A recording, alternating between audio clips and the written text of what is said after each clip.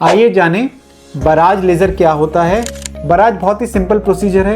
ये एक तरह का लेज़र है, ये कोई ऑपरेशन नहीं है। ये आउट पेशेंट यानी ओपीडी में किया जाता है। लेज़र में एक बारी पुतली फैल जाए तो 5 से 7 मिनट लगते हैं और उसके बाद आप घर जा सकते हैं और अपना काम कंटिन्यू कर सकते हैं। कुछ प्रिकॉशंस हैं, जैसे जब हम बराज लेज़र करते हैं हम बोलते हैं कि हफ्ते 10 दिन के लिए आप वेट लिफ्ट ना करें, एक्सरसाइज ना करें। Walking is okay but weight lift के लिए हम मना करते हैं। एक बारी अगर बराज हो गया तो उसके 10वें दिन के बाद आप कोई भी सर्जरी करवा सकते हैं, चाहे वो लैसिक हो, चाहे वो कैटरेक्ट हो या कोई भी इंट्राओकुलर सर्जरी हो। ये किन कंडीशंस में किया जाता है? जो ये बराज लेजर है ये एडवाइस किया जाता है पर्दे की प्रॉब्लम्स के लिए, यानी रेटिनल प्रॉब्लम्स के लिए। जो हमारा पर्दा है अगर उसमें वीक एरियाज हों, जैसे लैटिसेस और उसके अंदर छेद हों, या पर्दा कहीं से फट जाए, या हॉर्सशू टीयर्स हों, या कुछ एरियाज वीक एरियाज हैं जिन पे विट्रस ट्रैक्शन है, पर्दा खिंचा हुआ है, तो हम लोग ये बराज लेज़र एडवाइस करते हैं।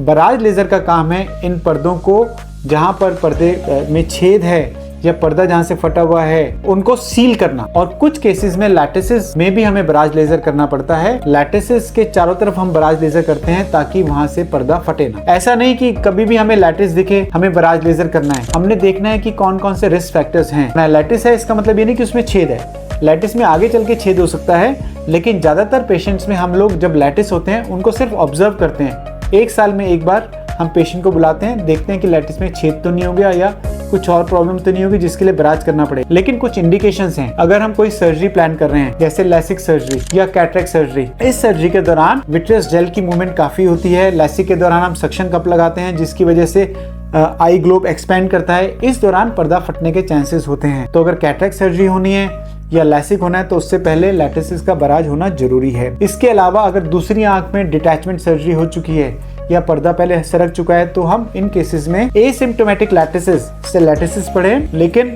फिर भी हम उनका बराज कर देते हैं ताकि आगे परेशानियां ना आए। इसके अलावा कोई कॉन्टैक्ट स्पोर्ट्स में इन्वॉल्व है, जैसे बॉक्सिंग हो गया, ऐसे में जूडो हो गया जिसमें चोट लगने के चांसेस बहुत ज्यादा हैं, आंख पे चोट लग सकती है, ऐसे केसेस में भी हम सिर्फ लैटिस का बराज कर देते हैं। जैसे मैंने बोला अगर छेद है, हॉर्सशू टीयर है, इन केसेस में तो हमने बराज करना ही करना है। जब भी हम लैसिक करते हैं किसी पेशेंट का, उससे पहले पर्दे का अच्छा चेकअप करते हैं। किसी की कैटरेक्ट सर्जरी करते हैं या कोई भी आई की सर्जरी करते हैं, उससे पहले पर्दे का डायलेटेड एग्जामिनेशन किया जाता है ताकि हम इन वीक एरियाज को पिक कर सकें और बराज कर सकें। इसके अलावा कोई भी डाउट्स हैं नीचे वाले नंबरों पे हमसे संपर्क करें।